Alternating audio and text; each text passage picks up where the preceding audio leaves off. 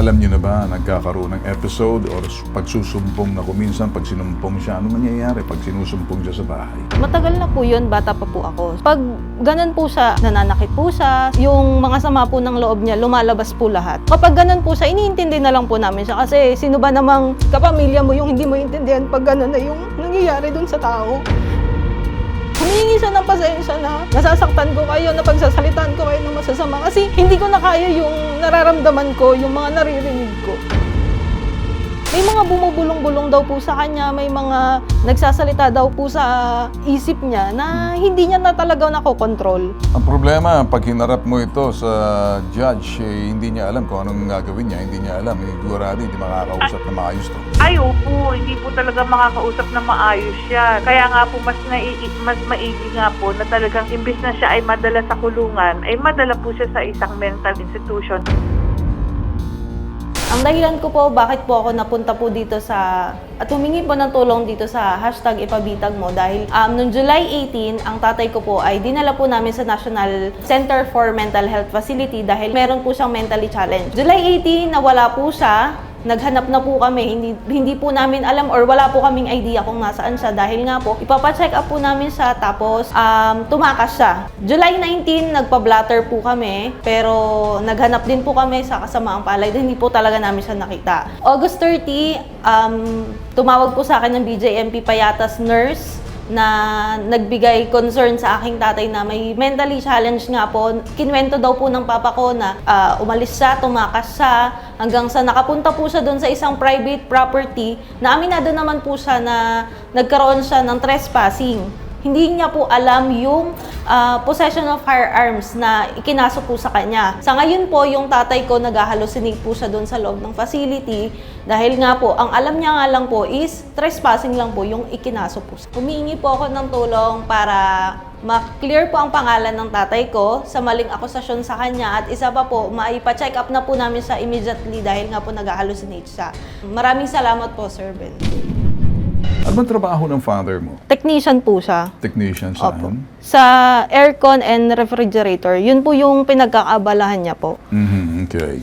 Pero kwento mo sa akin, itong si tatay mo, alam niyo na ba, nagkakaroon ng episode or pagsusumpong na kuminsan pag sinumpong siya, ano mangyayari pag sinusumpong siya sa bahay? Matagal na po yun, bata pa po ako. Pag ganun po siya, nananakit po siya, yung mga sama po ng loob niya, lumalabas po lahat. Kapag ganun po siya, iniintindi na lang po namin siya kasi sino ba namang kapamilya mo yung hindi mo intindihan pag ganun na yung nangyayari dun sa tao. Sinasabi niya naman po sa amin kapag okay siya na humihingi siya ng pasensya na nasasaktan ko kayo, na pagsasalitaan ko kayo ng masasama kasi hindi ko na kaya yung nararamdaman ko, yung mga naririnig ko. Narinig niya? Opo. So, sinasabi ng tatay, hindi na kaya narinig niya. Ano rin narinig niya? May mga bumubulong-bulong daw po sa kanya, may mga nagsasalita daw po sa isip niya na hindi niya na talaga nakokontrol. Katulad po nung nakausap ko nga po siya, ang sabi niya nga po sa akin, gusto niya daw pong tumalon sa mga tubig. Pero conscious siya na hindi po siya marunong mag-swimming that time, nung nawawala nga po siya. Okay, sige. Para maintindihan yung mga boss, kasalukuyan nakakulong at naka-confine, naka-detain siya sa BJMP sa may Quezon City? Opo, sa Payatas. Sa Payatas. Okay, sige. Naka-detain sa Payatas. Ito yung history para maintindihan niyo po. Kung nanonood kayo rito, importante, nakita muna natin dito. July 18, 2023, nawala ang ama ni Carmela. Eto na, July 19, 2023, araw na nakasuhan si Dennis Pabaya dahil sa pagpasok sa isang private property na pagmamayari ng isang police officer. Sa Station 11 ito, dinetain bago mailipat sa BJMP Bureau of Jail Management and Penology noong August 14. August 30, nakatanggap sila ng tawag mula sa nurse. After 15 days, sa isang nurse sa loob ng BJMP, ipinaliwanag sa kanila ang kalagayan ng ama.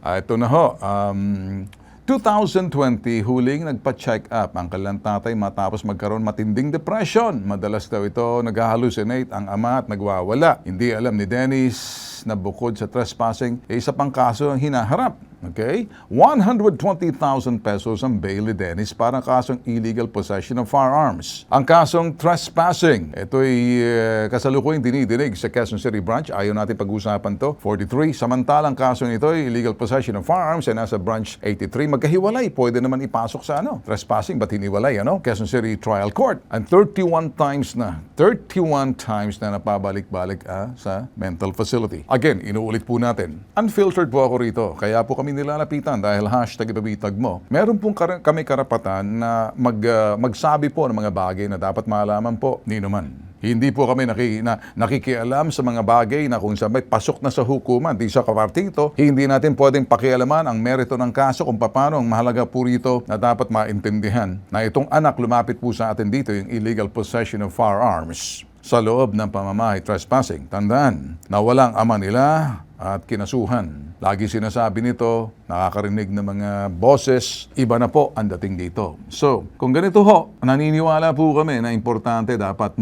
magpiyansa, motion to reduce bail kung sakali, kasi technician lang to, kasi kung hindi, mabubulok to sa loob ng kulungan ng BJMP. Hanggat hindi pinapagpiyansahan.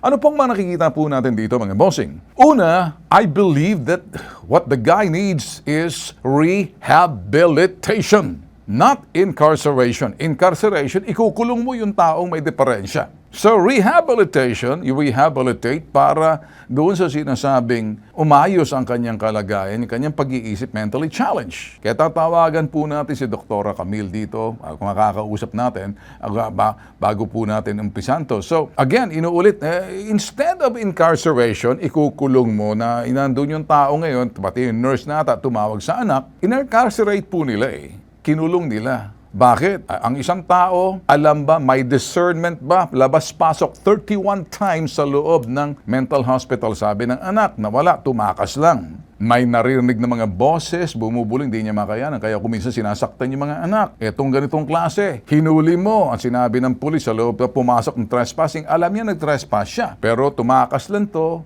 tanong, may baril bang tatay mo?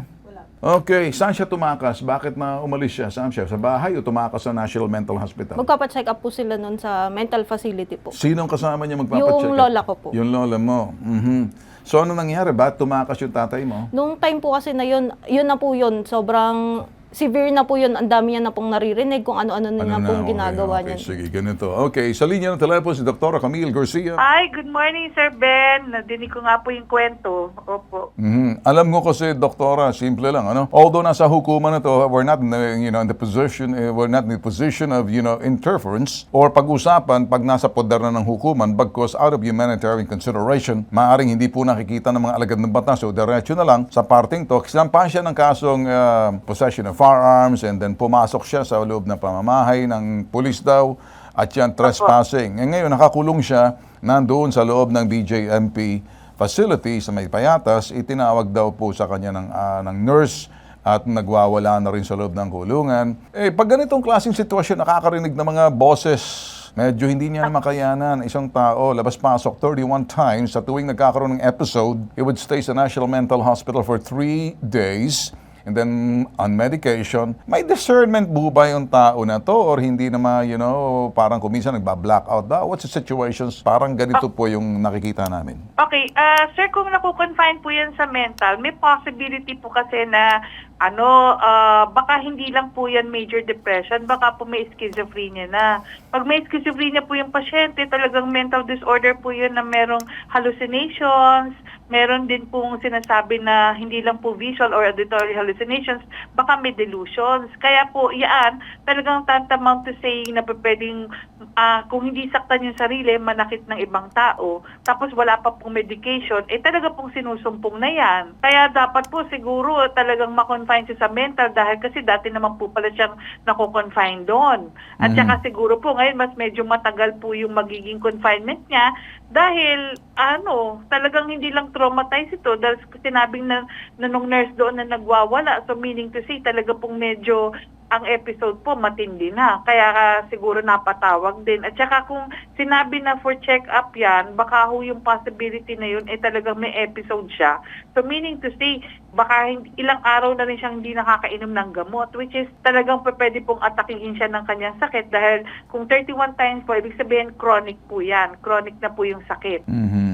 Okay, so eto, ang sa akin lang, may discernment ba yung tao? Alam niya bang ginagawa niya? Actually, sir, hindi. Kung minsan, pag sinabing may hallucination, tsaka kung ano na yung sinasabing nagwawala po, wala po talagang discernment yan, sir. Dahil pag may atake po ng gano'n, yung sinasabing hallucination, tsaka may delusion po, sa isang schizophrenic patient, baka all the time po wala po yung discernment. Kaya lang po, pwede lang po manageable yung kanyang behavior, pero actually the discernment per se, wala po talaga. Hindi, kumbaga nawawala sa sarili, wala siyang sa tamang pag-iisip at hindi niya kaya Wala po magdedesisyon, talaga. tama? Opo. Okay. Opo, kaya po talagang pwedeng yung mga sinasabi pong mga symptoms o yung pong sinasabi na pagwawala na gano'n, automatic hindi na po tungkol sa yung sa pagkakakulong niya, talagang wala na po siya sa kanyang sarili. Okay. Ikaw, tatanungin kita, nabibisita mo ba ang tatay mo doon sa sinasabing BJM facility sa Payatas? Hindi po. Bakit daw? Non-contact visitation daw po, sir. Non-contact visitation, what does it means? Bakit ganon? Hindi ba dapat may sa family para makita ang kalagayan? I mean, out of you being a clinical psychologist and normally on cases like this, tama ba? Pwede bang non-contact visitation? He needs to have siguro specialist para masuri siya. Actually, sir, kailangan po talagang masuri yan dahil kasi kung meron pong pupunta na isang psychiatrist dyan at makitang ganun, talagang baka po hindi na po siya talagang safe dun sa environment niya at hindi rin po safe yung mga kasama niya sa kulungan.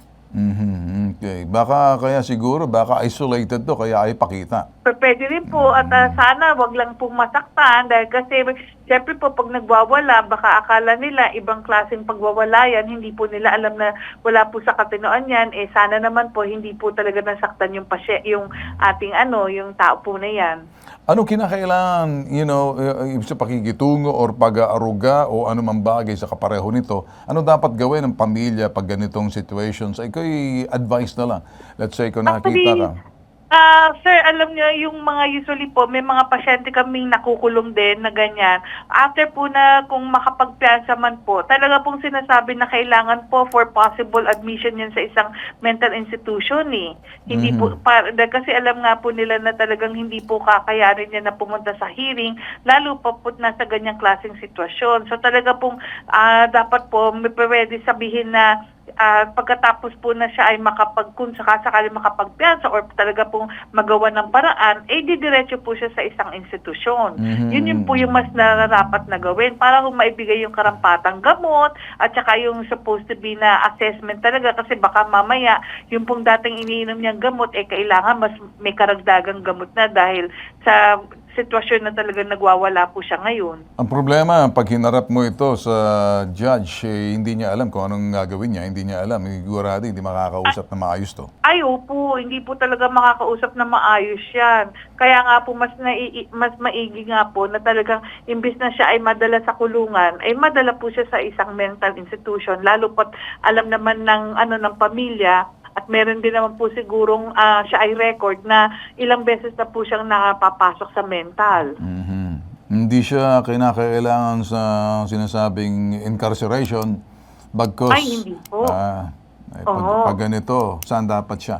Ay talagang kailangan po talaga. Meron naman po kasi ward sa mental yung pong tinatawag na forensic, yung pong sinasabi kung talagang may criminally charged itong pasyente. Pero kung sakasakali po, may proper assessment pa rin kasi baka mamaya po talagang nag-exacerbate po o lumalala po yung kanyang sitwasyon.